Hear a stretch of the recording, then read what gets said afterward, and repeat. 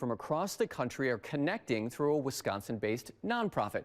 WMTV's Shayna Najauan met with the founder of Dairy Girls Network, and Shayna, members say they want to connect through shared experience, moral support, and inspiration. That's right. Farming is no easy task, and founder Laura Daniels says for women, the industry can be isolating as well. Daniels says the network is meant to create a support system for female farmers everywhere, letting them know they are not alone. I think we can do better in agriculture when it comes to empowering women. Women in dairy often share similar experiences.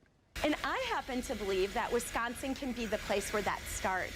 But president and founder of Dairy Girls Network, Laura Daniels, says many of those farmers don't connect on their shared experiences. There was a true need for an organization that could help bring these dairy women together from across the nation because their interests are unique, their job is unique. A sometimes isolating industry, Daniels wanted to create a support system for the small but growing number of women in farming.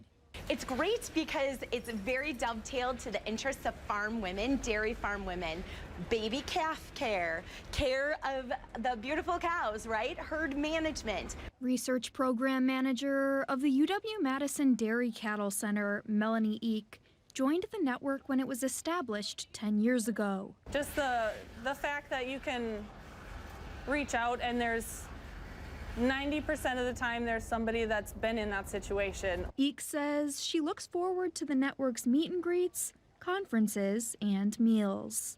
Dairy farming is hard, like any farming.